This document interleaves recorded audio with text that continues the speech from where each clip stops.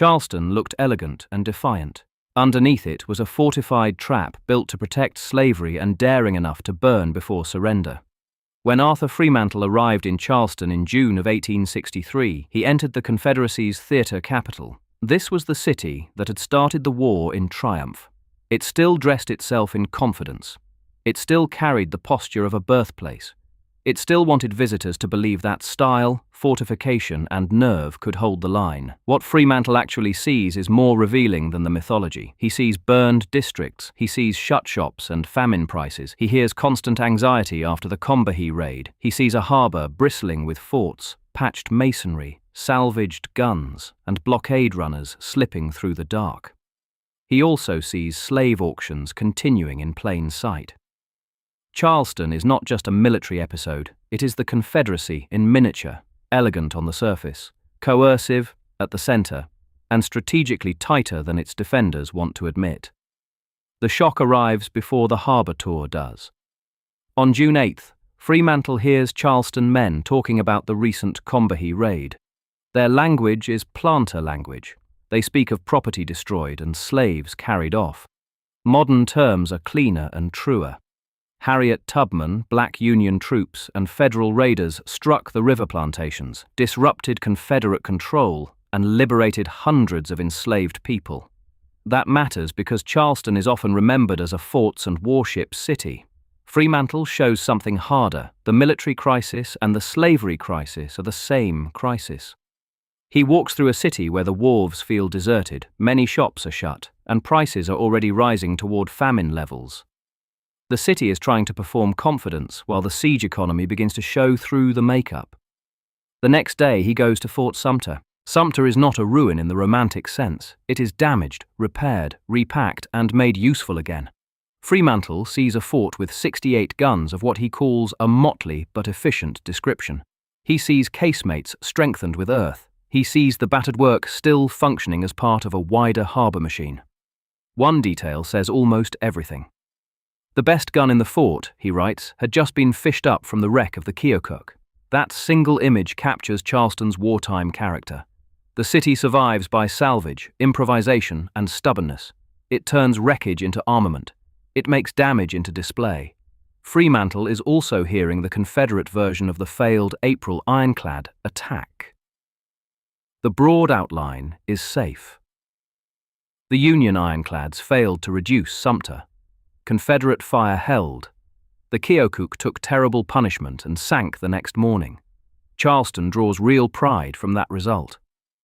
Its officers want Fremantle to see the harbour as proof that iron and nerve can stop modern machinery. They are not inventing the victory.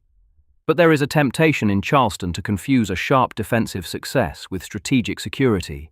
The harbour can bloody an attack. That does not mean the trap has opened.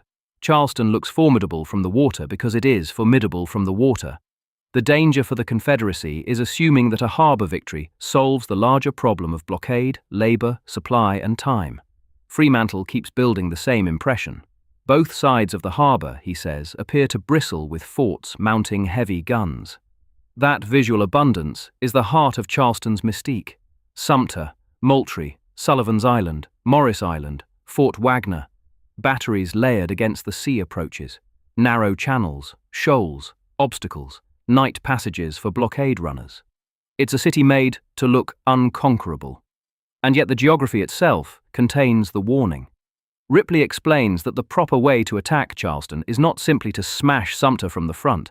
The better path is to land on Morris Island, take Fort Wagner and Cummins Point, and then turn those guns upon Sumter itself. That is the key to the episode. Charleston's strength is real, so is its exposure. Fremantle loves the spectacle of blockade running. The ships are painted to match the water. They move under cloud and darkness. 3 or 4 can sometimes go in or out in one night. This is one of the last glamorous Confederate myths still alive in Charleston. Elegance, daring, speed, secrecy. But even here the glamour hides weakness.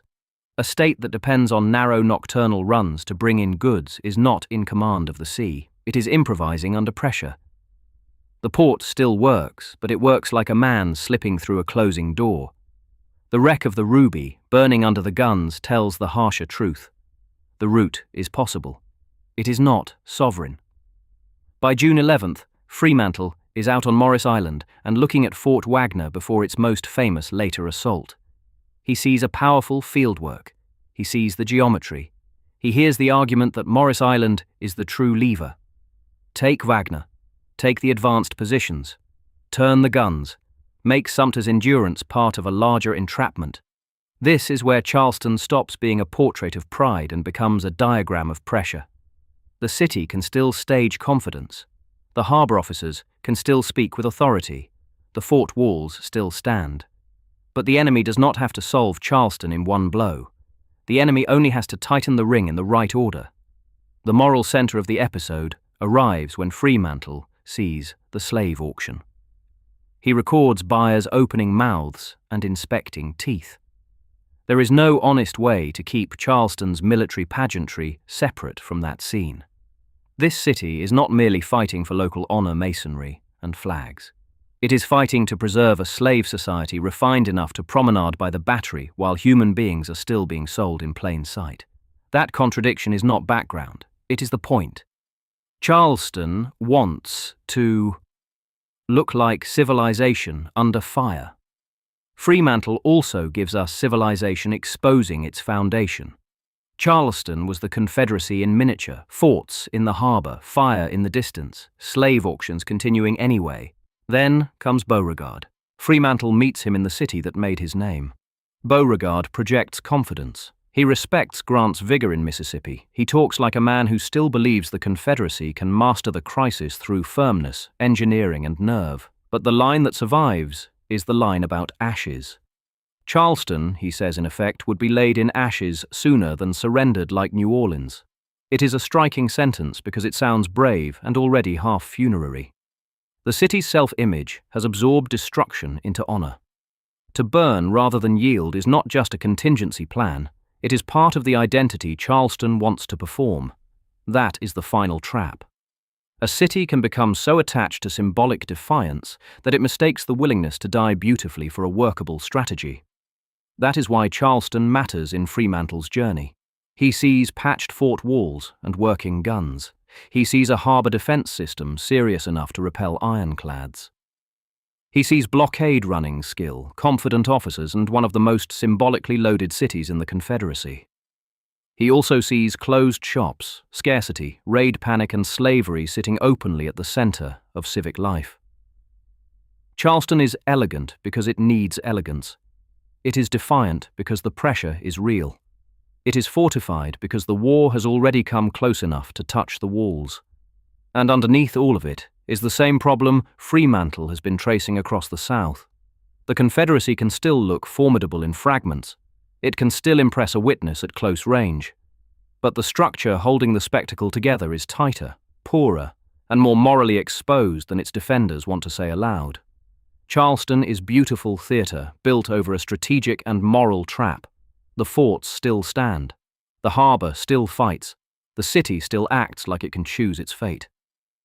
But by the time Fremantle leaves, even its proudest defenders are already speaking the language of ashes. Next, Fremantle leaves Charleston and turns north toward the most famous battlefield of the war.